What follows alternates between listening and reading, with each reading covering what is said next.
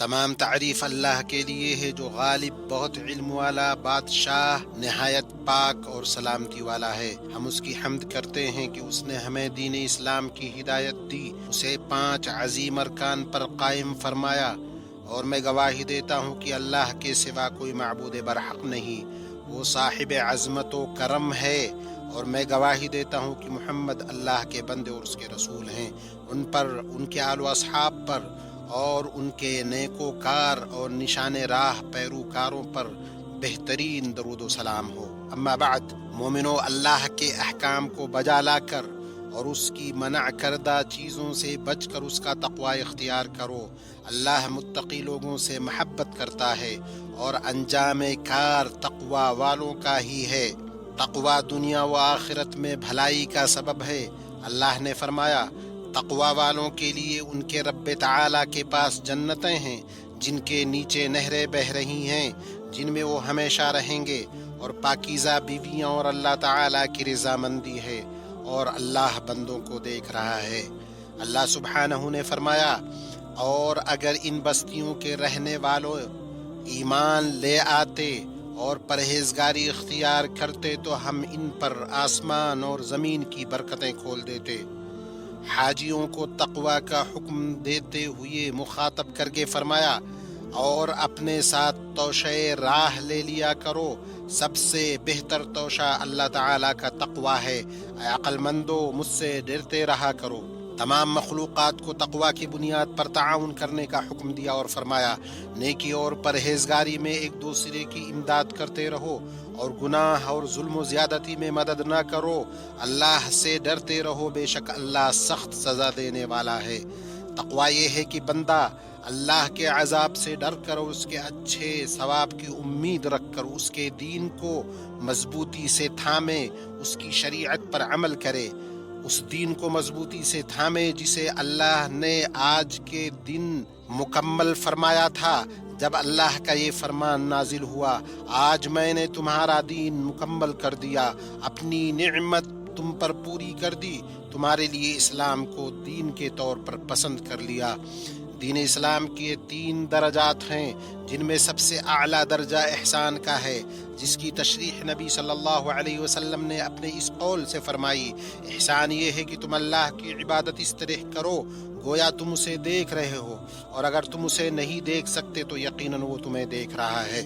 اللہ نے فرمایا، جن لوگوں نے بھلائی کی ان کے لیے اس دنیا میں بھلائی ہے، اور یقیناً آخرت کا گھر تو بہت بہتر ہے، اور پرہیزگاروں کا کیا ہی خوب گھر ہے۔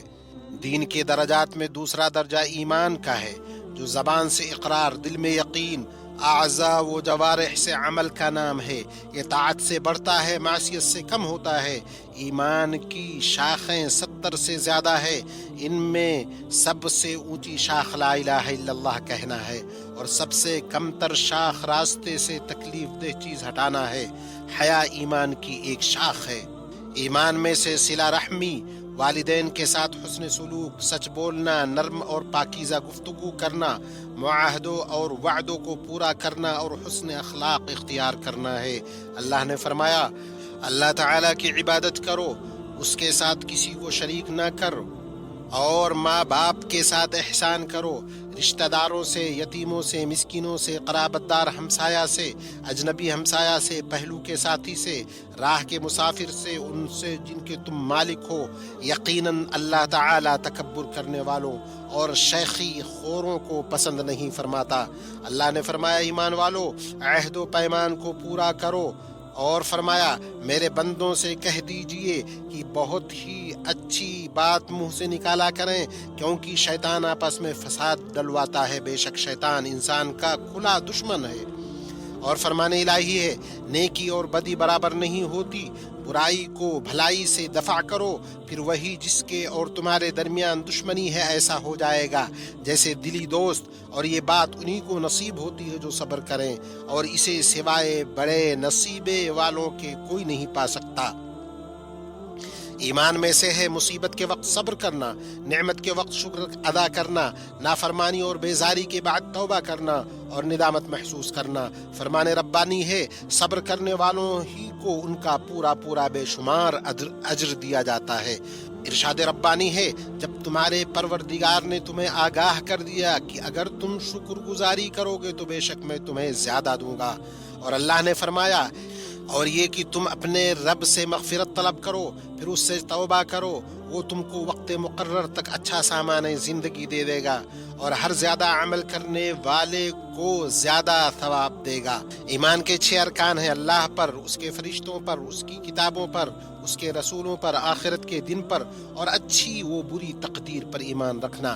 اللہ نے فرمایا لیکن نیکی تو یہ ہے کہ کوئی شخص اللہ پر اور قیامت کے دن پر اور فرشتوں پر اور کتاب پر اور پیغمبروں پر ایمان لائے، اور فرمایا بے شک ہم نے ہر چیز کو ایک اندازے کے ساتھ پیدا کیا ہے، ایمان کی ہی کے ذریعے نجات اور دنیا و آخرت کی بھلائی حاصل ہوتی ہے۔ اللہ نے فرمایا اللہ نے مومن مردوں اور مومن عورتوں سے ان جنتوں کا وعدہ فرمایا ہے جن کے نیچے نہریں جاری ہیں، ان میں ہمیشہ وہ رہیں گے، ان صاف ستھرے پاکیزہ محلات کا جو ان ہمیشگی والی جنتوں میں ہے۔ اللہ کی خوشنودی سب سے بڑی چیز ہے، یہی بہت بڑی کامیابی ہے۔ اور فرمایا وہ لوگ جو ایمان لائے اپنے ایمان کو شرک سے آلودہ نہ کیا، انہی کے لیے امن ہے، وہی ہدایت پانے والے ہیں۔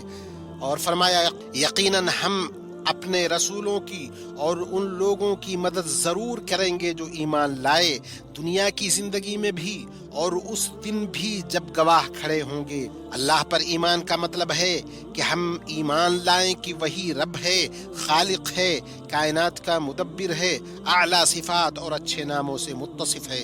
اللہ نے فرمایا یقیناً تمہارا رب اللہ ہی ہے جس نے آسمانوں اور زمین کو 6 دنوں میں پیدا کیا، پھر عرش پر مستوی ہوا، وہی رات کو دن کا لباس پہناتا ہے کہ اس کے پیچھے دوڑتا چلا آتا ہے، اور اس نے سورج، چاند اور ستارے پیدا کیے جو اس کے حکم کے تابع ہیں۔ سن لو، پیدا کرنا اور حکم دینا اسی کا کام ہے، بہت بابرکت ہے اللہ جو تمام جہانوں کا رب ہے۔ اپنے رب کو گڑ گڑا کر چپکے چپکے پکارو، بے شک وہ حد سے نکلنے والوں کو پسند نہیں کرتا، اور زمین میں اس کی درستی کے بعد فساد نہ پھیلاؤ، اور تم خوف و امید کے ساتھ اسے پکارو، بے شک اللہ کی رحمت نیکی کرنے والوں کے قریب ہے۔ ہم معزز فرشتوں پر ایمان رکھیں۔ اللہ نے فرمایا اور فرشتے اپنے رب کی حمد کے ساتھ تسبیح کرتے ہیں اور زمین والوں کے لیے استغفار کرتے ہیں۔ ہم ان تمام کتابوں پر ایمان رکھیں جو اللہ نے نازل فرمائیں، جن میں تورات اور انجیل بھی شامل ہیں، اور اللہ نے قرآن کریم کو ان تمام پچھلی کتابوں پر نگران بنایا ہے۔ اللہ کا فرمان ہے اللہ ہی ہے جس کے سوا کوئی معبود برحق نہیں، وہ زندہ ہے، قائم رکھنے والا ہے۔ اس نے آپ پر سچی کتاب نازل فرمائی جو اپنے سے پہلی کتابوں کی تصدیق کرنے والی ہے، اور اس نے اس سے پہلے تورات اور انجیل نازل فرمائی تھی لوگوں کی ہدایت کے لیے، اور اس نے فرقان نازل فرمایا، اور فرمایا اور ہم نے آپ پر سچائی کے ساتھ قرآن نازل کیا جو اپنے سے پہلے کی کتابوں کی تصدیق کرنے والا اور ان پر نگران ہے۔ اور ہم اللہ کے تمام رسولوں پر ایمان رکھیں۔ اللہ نے فرمایا بے شک ہم نے آپ سے پہلے رسولوں کو ان کی قوموں کی طرف بھیجا، پس وہ ان کے پاس واضح نشانیاں لے کر آئے، پھر ہم نے ان لوگوں سے انتقام لیا جنہوں نے جرم کیا، اور ہم پر مؤمنوں کی مدد کرنا لازم ہے۔ ہم آخرت کے دن، قیامت کے دن، حساب و جزا کے دن پر ایمان رکھیں۔ یہ وہ دن ہے جس میں اللہ کے نیک بندوں کے لیے جنت کا بدلہ اور اس کے دشمنوں کے لیے دوزخ کا عذاب ہوگا۔ اللہ نے کہا یقیناً آخرت کا گھر ان لوگوں کے لیے بہتر ہے جو تقوی اختیار کرتے ہیں۔ کیا تم عقل سے کام نہیں لیتے؟ ہم اس بات پر بھی ایمان رکھیں کہ اللہ نے تمام واقعات و حوادث کو پہلے ہی سے مقرر کر رکھا ہے اور سبھی چیزوں کو لوح محفوظ میں لکھ دیا۔ اللہ نے ان سبھی کا ارادہ کیا اور ان کی تخلیق فرمائی۔ اللہ نے فرمایا یہی اللہ کی سنت پہلے کے لوگوں میں بھی رہی ہے۔ اللہ کا حکم ایک قطعی طے شدہ فیصلہ ہوتا ہے، اور فرمایا بے شک اللہ اپنے حکم کو نافذ کر کے رہتا ہے۔ یقیناً اللہ نے ہر چیز کے لیے ایک تقدیر مقرر کر رکھی ہے۔ نبی اکرم صلی اللہ علیہ وسلم نے اسلام کی تعریف یوں کی، اسلام یہ ہے کہ تم گواہی دو کہ اللہ کے سوا کوئی حقیقی معبود نہیں اور محمد الرسول اللہ اللہ کے رسول ہیں۔